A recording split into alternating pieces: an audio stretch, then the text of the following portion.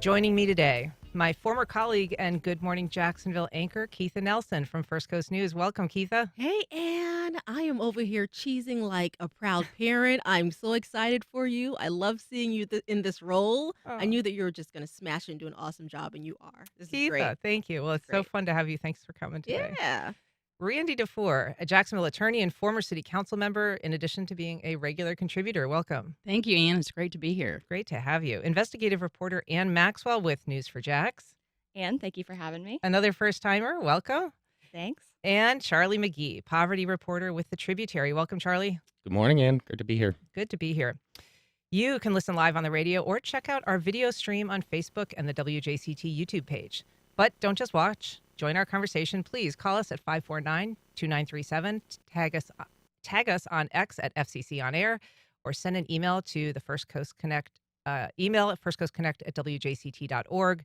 You can also message us on Facebook or Instagram. So first, a push for unity. After 5 years of hosting competing events honoring Martin Luther King Jr., the city is trying to heal that rift. Mayor Donna Deegan saying this week the two sides will come back together for one event this year.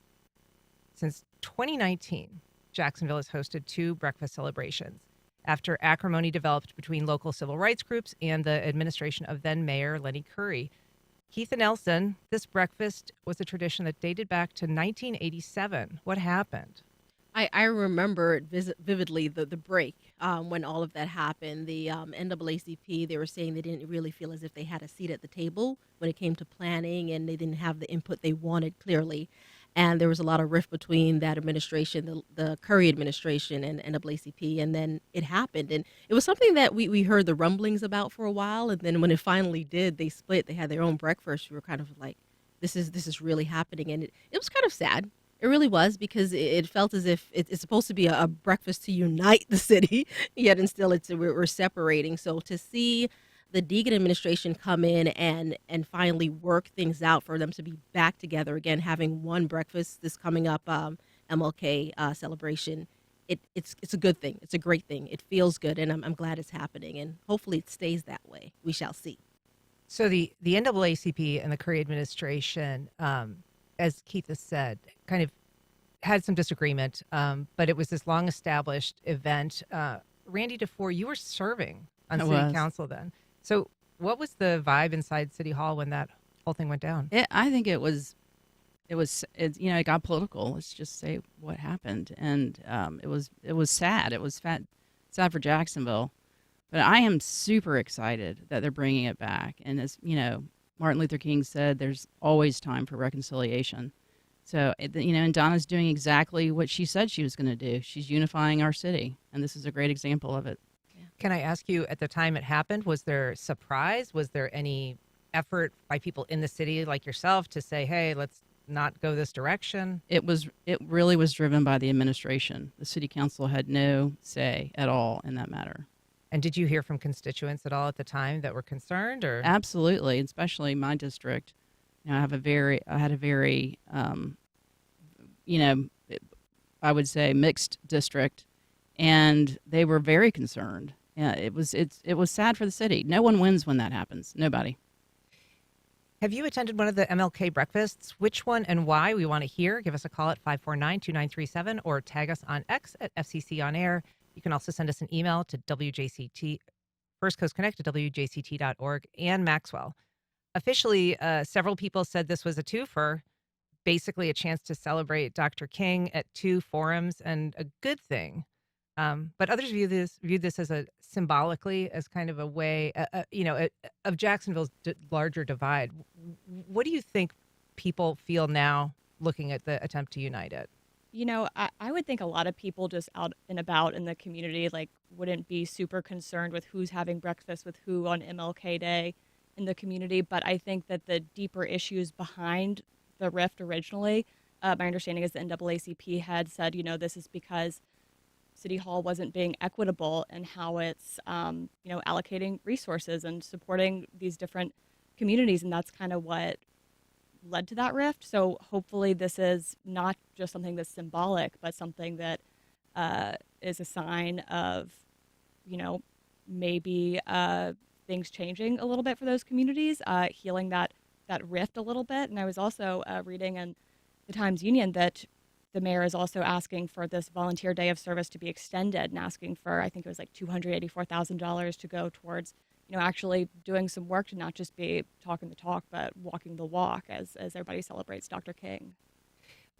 So asked about it this week, Deegan said, quote, "I've said from the beginning that I think unity is a big deal in this community, and I'm excited about bringing everyone together for one breakfast." Charlie McGee from the Tributary, does unifying the event have any significance outside of Jacksonville, for the business community or Deegan's efforts to market the city elsewhere? Yeah, I mean, I think so. Yeah, I think a lot of the bad press that the city has maybe gotten in recent years stems from various forms of inequality, kind of like Ann was talking about. I think there is a cautious sort of optimism in a lot of different circles in Jacksonville about the Deegan administration, just talking to people who have been seeing these kind of issues for years. I mean, in housing, in law enforcement, no matter what it is, there's a sort of gap in Jacksonville, just region by region, and neighborhood by neighborhood. And I think people really are hopeful that Mayor Deegan will follow through on that with policy and with actual grants getting passed through city council or just her own office, taking actions, whatever they can to change the dynamic. And like Ed said, on the surface, it's just a lunch, and I don't know that the people will be too affected by that one way or the other, but it is symbolic of a direction I think a lot of people are still hoping to see the Deegan administration take, but I think it's too early to tell at this point or to totally say, but it is a sign of something at least. Yeah, symbolically, Keitha, I remember when the city was fighting the HRO, some fighting to get it passed, the Human Rights Ordinance, some fighting to block it. But there was a lot of discussion at that time, like, how does this make the city look? Big picture. We're trying to recruit businesses. We're trying to bring in, people from the outside to live here, to go to school here. Yeah. Is that the kind of thing that this became in some respects, or is it not that deep? I just want to go back a little bit. I don't want us to say something. It's just a lunch or just a breakfast. I think this is so much more to so many people, right? This was symbolically what it represents. It really is a breakfast of unity, representing what MLK, Martin Luther King Jr., was really all about, what he fought for all of those years. So I don't want to discount it. It really is an important event. And the split, us saying the NAACP wants to do their own, the city doing their own, it was polarizing for a lot of people. Like, wait a minute, this is supposed to be something that unites us. What are we doing here? Like, let's try to work things out behind the scenes. This is not us presenting a unified front. And that's what we need to do, especially when we're supposed to be representing a man, and that's what he stood for. So, again, I'm just thank goodness that we finally got our stuff together, right, with this new administration. And hopefully, as Ann said, hopefully it's not just symbolic. Like, we really are going to make real change. We really are going to pour funds into all of our communities, right, that really need them. And in particular, I'm pretty sure they're talking about the North Side. We see a lot of disparities when it comes to funding being allocated to different areas. So hopefully this isn't just symbolic. Like, we're really going to put action to what we're saying we're doing here. Like, these funds are going to go to where they're needed.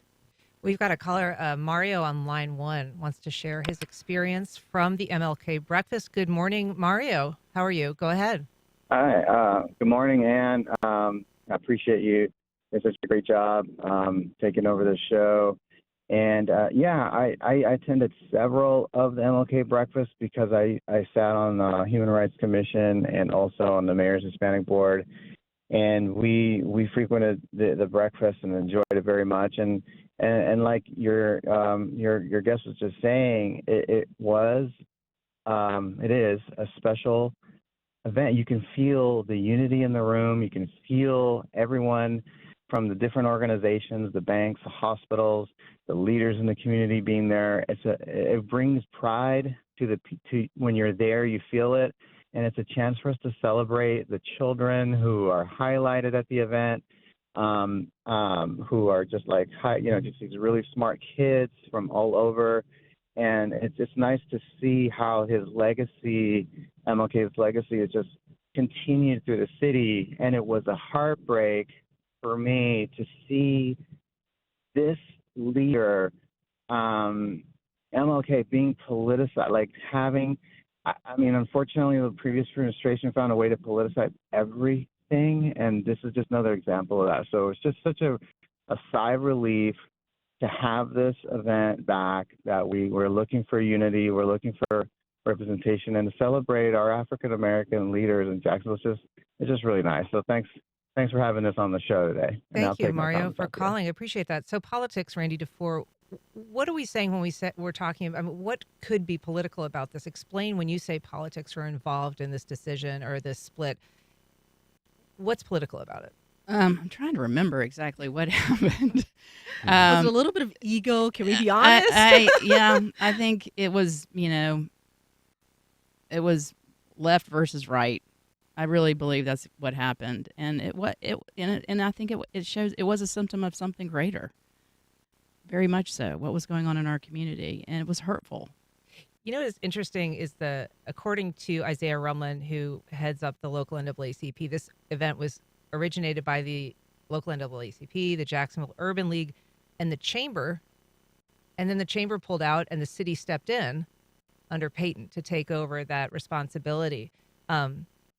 Charlie, I wonder what your thoughts are about the Chamber having a role in something like that. The Chamber, not to revert too much to comparing it to the HRO issue, but they took a stand on that. They were a driving force behind why the city finally did say, like, we've got to pass a human rights ordinance protecting, the LGBTQ community. Do you think that the Chamber maybe should play a role in this moving forward? Well, certainly. I mean, I think just to speak on the sort of symbolic meaning of the lunch, you wonder what Dr. King would say today if he was alive to see the sort of two different lunches being held in his name simultaneously. But I certainly think the Chamber, you would think, should play a role because of how influential they are, just as drivers of revenue and GDP for the city. Of course, obviously having policy influence because policy is often passed sort of to accommodate them or in their own interests and or against their interests. But, they're intertwined with city government in many ways. And yeah, they should absolutely be involved in lunch. That, without them, there's a presence that's missing, I think, if it's going to be a unified, community-wide event. But it would be interesting. If they have comments on that, on whether or not they've considered it. I'm not sure. We've got a call from Keith from Riverside. I believe he's got a question about how the money for this event is spent. Is that right? Good morning, Keith. No, it's not about the money for this event. It's about money in general and priorities. The governor seems to be able to find money when it's time to, he found some money to help protect Edward Waters. He found some money for Israel. He's found money for all sorts of things, but he can't seem to find any money to get rid of the Confederate monuments in Jacksonville, which has been a long-standing issue. And we're talking less than the amount of money he wanted to spend to protect, beef up security for Edward Waters. So that would be one way to eliminate all of the issues you're talking about today. All relate to white supremacy and how it manifests itself in Jacksonville. So how about the mayor pushing the governor to come up with some money? He seems to find money for all his priorities, but none for removing these Confederate monuments. Gotcha. Thank you, Keith, so much. Ann Maxwell, I don't know that our mayor is able to push our governor to do all that much, given the current political climate. But obviously the issue of Confederate monuments continues to resonate in Jacksonville. Yeah, I think it's kind of like you were saying earlier, this breakfast is a big symbol, and then you have these Confederate monuments that are also a big symbol of strife between these communities, hate in the past, and the fact that it's still here in the present and there's still so much controversy about it is a sign of, it's great that the MLK breakfast is going to be unified once again, but there are still other big racial issues that the city and the communities here need to tackle. So this MLK breakfast is, one symbolic thing, and then you got other symbolic things that are still going on and a lot more below the surface. Those are just kind of the really visible tips of the iceberg. So that's a good segue to our next topic. We've been talking a lot lately about Jacksonville's history and legacy of redlining. Some of you will know that the strict definition of redlining is basically maps that were created and put forth by the federal government denying loans to Black and brown communities. These were federally dictated policies. They were declared illegal in 1968, but redlining has continued in a variety of ways. It impacts everything from whether a pizza delivery man comes to your neighborhood or whether a taxi will come pick you up in your neighborhood. For our listeners, do you live in a historically redlined neighborhood? Give us a call. We'd like to hear from you and hear your story about how that impacts you and your families. Charlie, the stories we want to talk about here are different, but they're related. So let's talk about one that you've been covering in particular. Tell us about the deal that Ameris Bank reached with the Department of Justice this week. Yeah, so this was a deal that sort of, officially and between Ameris and the U.S. Department of Justice was consecrated and, agreed upon and announced on October 19th. But there was a snafu in court where essentially it's a settlement of claims that, as you just described, Ameris has redlined specifically Black and Hispanic majority areas of Jacksonville. And it's home lending, so, mortgages or credit for home improvements, refinancing your mortgage, those kinds of services. As you described, they sort of, the government alleges that Ameris basically has, carved out certain areas that are these majority areas and just not offered those services in a very disparate way.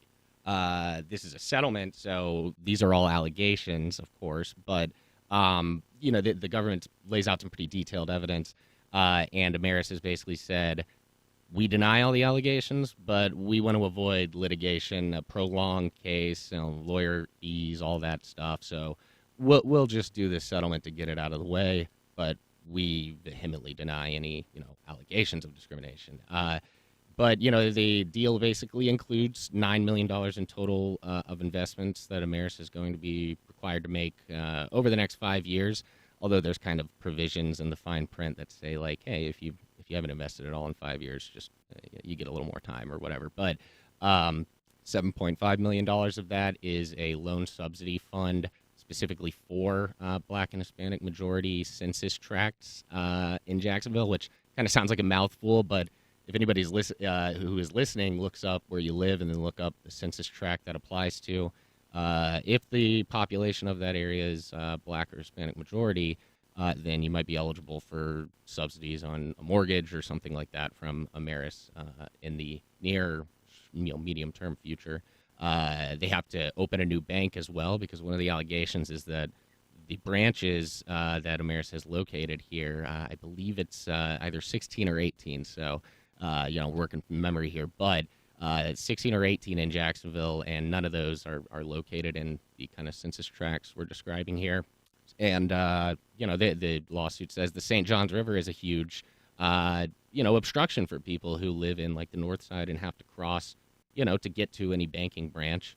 And so it's basically an exclusion of certain areas from services that the government at least hopes, I guess, and Ameris has said, yes, we'll help ameliorate a little bit with a variety of different things, sort of focusing banking services in these areas.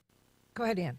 And one thing, which I didn't realize till I was looking through this yesterday, is how much money people can really get, up to $20,000 alone, help with the down payment and a direct lump sum grant, help with closing costs, which is something that could really help, maybe ameliorate a little bit some of these divides in generational wealth between white families and families who are Black, who are Hispanic in Jacksonville, who've been, maybe denied homeownership in the past because of redlining.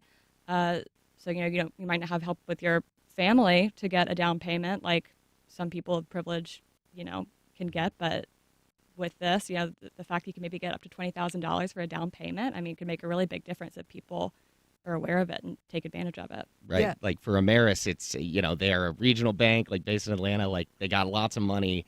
One could say, $9 million it's just a little bit off the top for them, but for just any homeowner or any individual person or family, 20,000 can be a game changer. So it's it's good to see that, Yeah. I think. Also for refinancing or Mhm. repairs, so for people who already are in these communities and own homes, a little bit of extra help for them as well.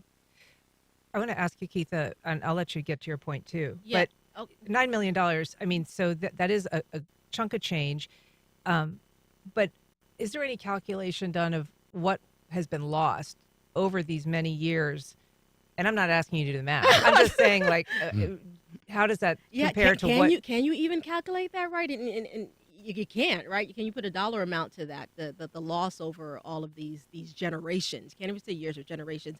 Great article, by the way, Charlie. I got a chance to look through it, and now I'm really interested in following the money Mhm. and kind of staying on top of this one, because I really want to see how Ameris, if they finally do, when they finally do allocate these funds, and how it's allocated. Because as Ann said, that could really change lives, Mhm. change families, Yeah. if they do what they're supposed to do, what they've been ordered to do. We Right. shall see. And as you say, yeah, about the sort of like it's impossible to calculate, what truly the damage has been done by this practice. But one of the questions that I asked actually the Attorney General when he was here to announce, the deal was, is this a problem that's uniquely isolated to Ameris, or do we see this with other regional banks? Like, is Ameris like uniquely bad in its sort of focus of services, or is this maybe a wider spread issue, and is Ameris maybe,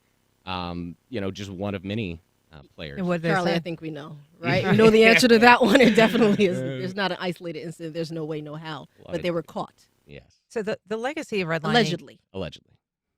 the legacy of redlining continues to be reflected in other ways. Randy DeFore, land use and zoning issues, undesirable uses in historically Black communities, and those same communities often deprived of investment. This week we were talking to folks in the Brentwood community who've been really upset about a couple of planned projects, a morgue, a new medical examiner's office in the neighborhood right next to homes, and adjacent to what was planned to be a liquor store that they've been fighting. We spoke to a community activist, Lydia Bell. She's been leading the fight against both of those developments, and I just want to take a minute and listen to what she had to say, and then I'd like to get your thoughts. Okay. They haven't built it. They can stop it. Jacksonville is too large. They could have put this place anywhere. Why would you choose to put it into a small neighborhood, a tiny neighborhood in front of school? Randy DeFore, what role has the city played? What role does it play or need to play to erase those remaining red lines?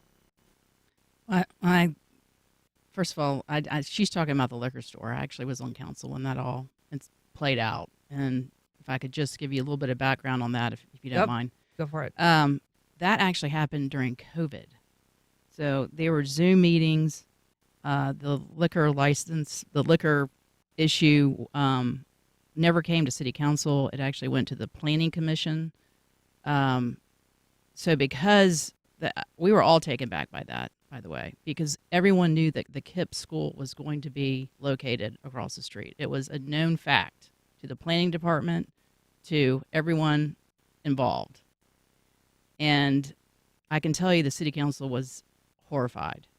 And that, and because of that, Terrence Freeman at the time brought legislation to say that will never happen again, that we will always be made aware of what waivers are going to be done in relation to liquor license. Because I think that's part of it, right? There are more liquor stores in that area per square, it's mile than anywhere else in the city.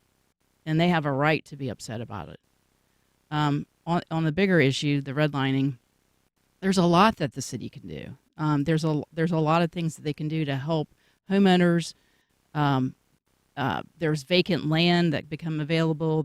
And some of that they're doing. They're trying to help take land and houses that may have been abandoned and help others come in and take that housing. So there's stuff that is being done, but there's certainly a lot more that can be done. A lot more.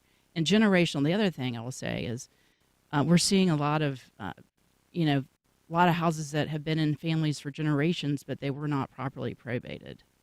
And they end up losing their family homes. And that's another area that as a community we can come together and help solve.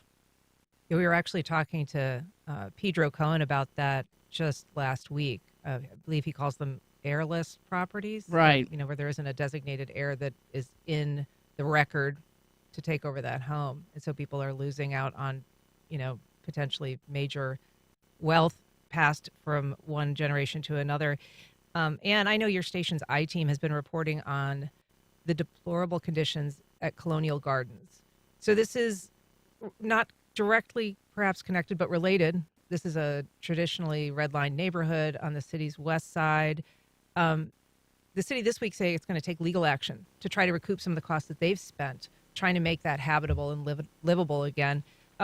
What has your reporting found in terms of, how unusual that kind of condition is of an apartment complex? Unfortunately, we get emails about poor living conditions and rental units all the time. I mean, if you could see our email inboxes, we could just report on, bad living conditions 24/7. It happens all over. And I think one of the big issues is that you get some of these big landlords, some of them from out of town who really, might not have a stake in the community and are really just kind of trying to squeeze money out of these properties without really being aware of who their tenants are and what they need. And unfortunately, you see it in a lot of places, and it's really sad to see. It does seem like something is missing, Keitha, from the mechanism there. I mean, because this particular place, there were people living in apartments that didn't have doors. There was, trash just heaped and overflowing, not just like over the dumpster, but over the entire property. So people are really living in unsafe conditions when it comes to, security or pestilence or whatever.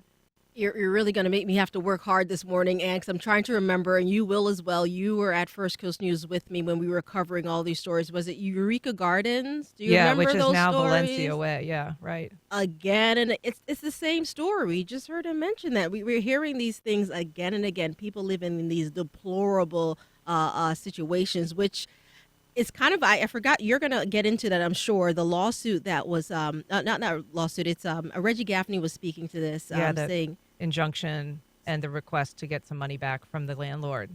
you know what? I think it's time, right? We start putting these landlords put their feet to fire. It's time that you do something about this, and it sets the standards, a precedent for other landlords, letting them know we're not just going to sit by idly and let you do this. You can't come to Jacksonville, you can't build up these homes and then just leave these people there, treating them as if they're less than. Everyone matters, everyone counts, and in Jacksonville, you cannot do that. So that is setting the right precedence, letting you know you can't do that to people. Because again, we see these things day in and day out. I just got a text message this morning from someone. I'm not going to name the location because we're going to look into it, but I got pictures of dumpsters just overflowing with trash. He's telling me the people haven't been paid, and that's why they haven't dumped the trash. But we see this all the time. Like, someone needs to be held accountable, and it's about time. I'm glad it's happening because, again, that's going to set the standard, letting them know you can't come here, you can't build here, and not maintain these properties. We're not having it. Randy DeFore, what is missing from city management, or what role can the city do that does more to ensure that this isn't happening? Well, I think we're talking about two different kinds of properties. Some are HUD housing and some are not. So from a HUD housing perspective, we need to put a lot of pressure on the federal government to make sure that these owners are in compliance. That's some of the, I think Eureka might have been a HUD housing, and that was some of our challenges was the feds not coming in and helping us out. On these other ones, it's all code enforcement. It's all about money. The bottom line is money. If we can make it difficult for these owners to, have a return on investment because they're not complying, I assure you, they'll start complying.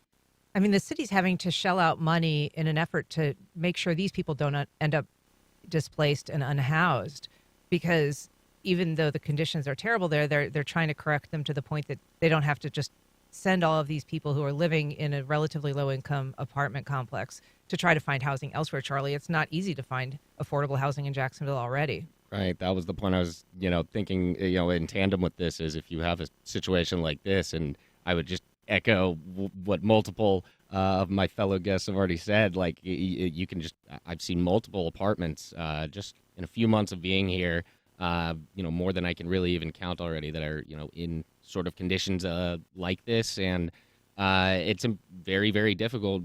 More and more by the day to find a new apartment, no matter who you are and like what your income bracket is. Really, depending on what you're willing to sacrifice to just have a place to sleep and stay, you might have to just go with a place that's in this kind of condition. And in terms of money, another element of this issue that is, I think, difficult for every level of government is that real estate associations, like property managers associations, they're very powerful, especially in Florida. Like they have a lot of money, a lot of lobbyists. They are, all obviously putting pressure on policymakers to not do things like go crack down on, in a code enforcement crackdown on properties en masse. So if you're in government, I think you're probably balancing a lot of interests. It's a conundrum for a political mind. Yeah. But from the ground, it's like, how could you let this happen? So. And the city is, kind of batting cleanup on the back end. Keitha, you did a reporting on homelessness, a number of stories recently, and participated in the city's telethon, where this week, they had a lot of local luminaries in, the sheriff, the former sheriff, advocating for, asking people to donate money. Yeah. Quickly, I want to mention what I was talking about with the city suing the owner of the North Side apartment complex. We had Councilman Reggie Gaffney speaking to that as well. That's in his district. So the city was filing suit against this complex because of these them not maintaining the property for the people who live there. But as for changing homelessness, yes, we had a telethon earlier this week, and the outpouring of support was just beautiful from the community, from those who were there. We had obviously Leroy Butler, who was a Pro Football Hall of Famer, actually from Jacksonville. He's obviously played with the Green Bay Packers. He's still living out there, but he came back home to show support for those in need here. So we also had Councilman Ken Amaro was out there, as well as several, Rockman Johnson. So a lot of people coming out showing that this really isn't a serious issue in our area. Homelessness is something that we all see, especially if you're in the downtown area. We work here. I work at First Coast News in downtown Jacksonville, so I see it day in and day out. And it's a serious issue that you'll hear time and time again is solvable. And the way we do it is as a community. That's what you heard all of the advocates pushing home this was during this telethon, is that it is solvable with us together. And so many people called in. The phones were ringing. Every time we went on air, it just lit up the phones with people making phone calls to donate money. And it was over 10,000 raised just from phone calls from people within this community giving to try to make a difference. I want to mention, because you did interview Leroy Butler. He's a Reball, or as we say, Rebo grad. No, the name of the school was renamed to Westside High, I believe. Oh, Forest. That's an interesting story. I don't know if we have to get into that here, but that did used to be named after a former Klansman. That only recently changed. So, and I need to double check, but definitely was not Reball, because I know those grads are just like Reball and Reigns. Those grads are a whole nother level. They're just so proud. So Leroy is from Blodgett Homes, which is close to us here in our downtown. And it really was crime-ridden when he was there. It's since been cleaned up. It was so bad when he was here. Actually, they had to tear it down and rebuild the entire thing. But when we actually sat there, we put down 2 chairs, 2 lights, 2 cameras, and sat in the middle of this housing project. And he thought back to the days when he was struggling. Obviously, he's well off right now, a Pro Football Hall of Famer. But, the days of living paycheck to paycheck and what that was like for him and his mom and his siblings, so he understood, which is why he decided to sign on as an ambassador for changing homelessness in this telethon that they did, because he understood what it is. You talk to people who live paycheck to paycheck, they'll tell you all it takes is missing one check or having to do one car repair, and just like that, you're homeless. You've lost it all. Well, let's hear a little bit from your interview with Leroy Butler, which aired about a week ago. Yes. It was easy for me, Keitha, because when you're living paycheck to paycheck, and you depend on the government, and you have anxiety of feeding your kids, and that check may not come, you could be homeless. That's just it. Yeah.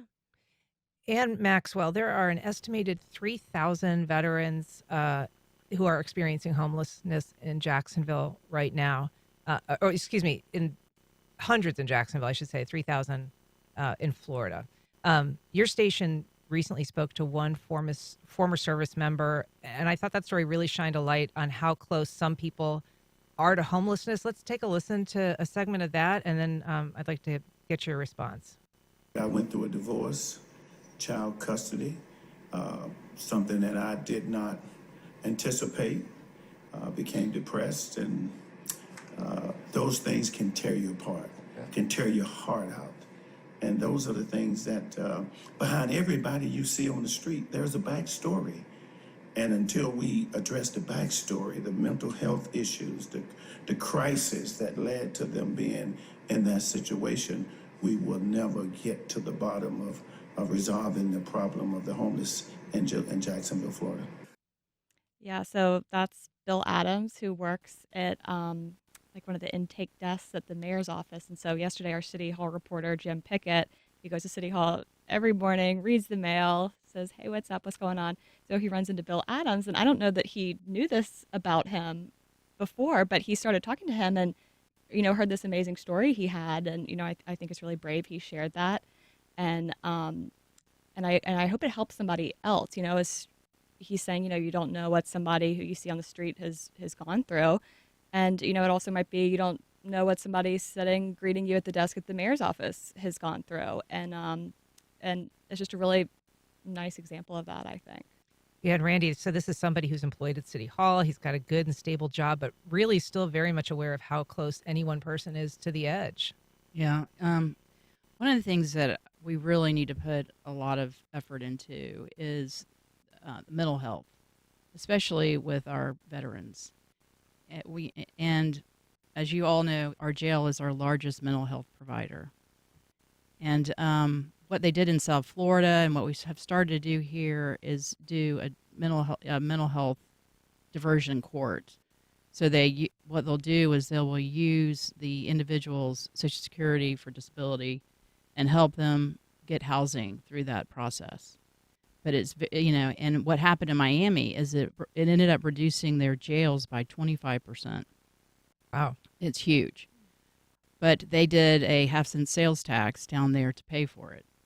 And so you have to put your money, obviously, set priorities and put money where to do it. And right now it's just not fun. It's not funded to the level that it needs to be in Jacksonville. Charlie, as a poverty reporter, homelessness is part of your beat. Is there a sense that there is real momentum on this issue?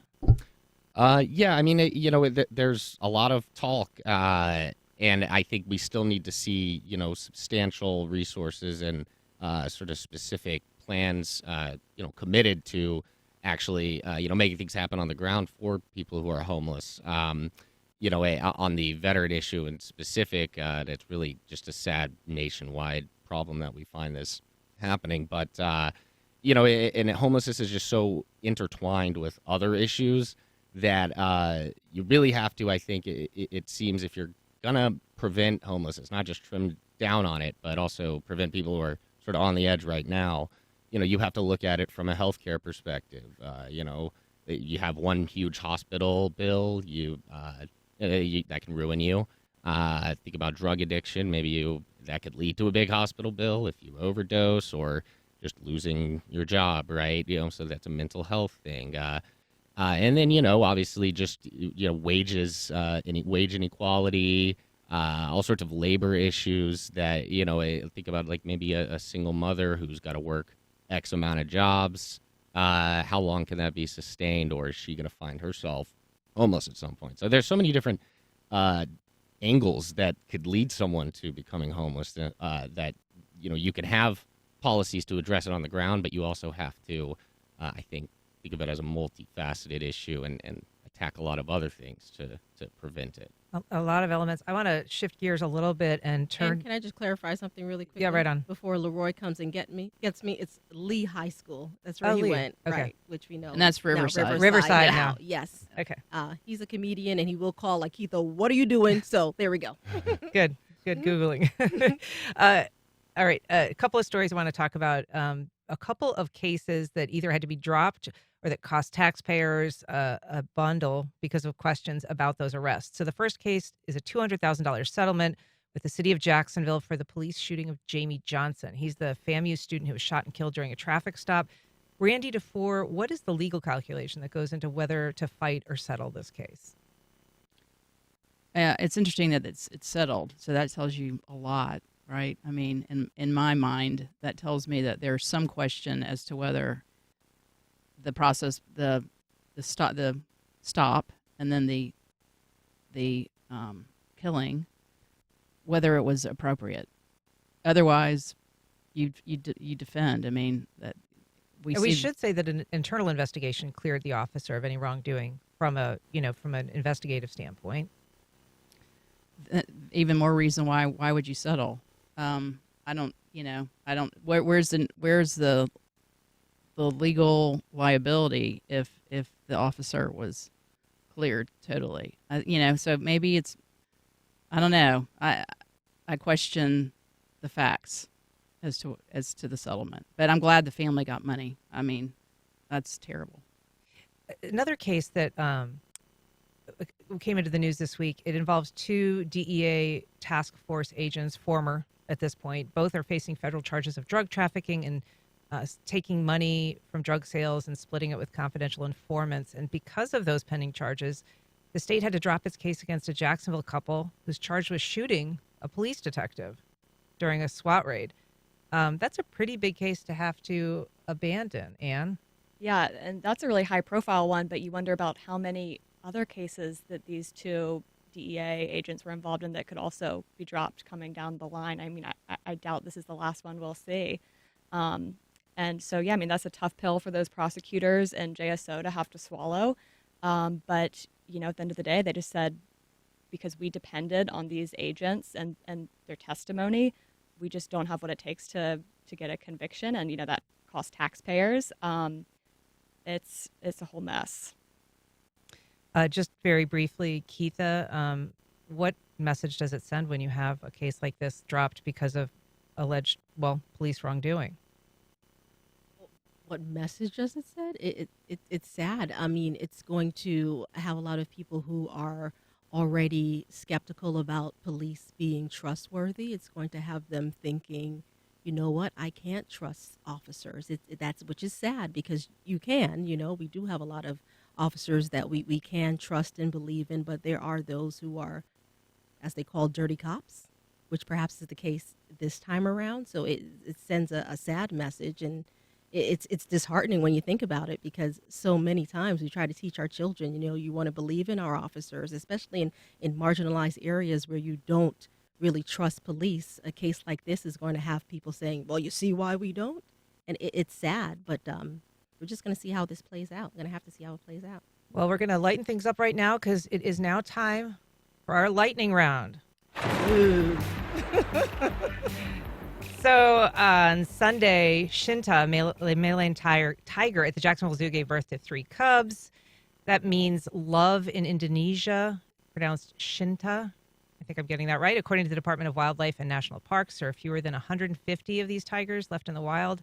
And now there are 3 more on the planet. So that's good news. Keitha, what do you got to share? I remember us sharing a side-by-side picture of the tiger when she was not pregnant and when she was pregnant. And I asked my producers, what are we doing? Because as a person who was pregnant with twins, I don't think it's really fair to do this side-by-side. She had 3 cubs in her, for goodness sakes. Let's leave her alone. Anyway, I'm happy. I'm glad she's had her babies. The babies are healthy. We saw a cam of them today, a little secret cam of them, and she was nursing them. And they're happy and healthy, so it's great. Right on. Randy DeFore, what do you got?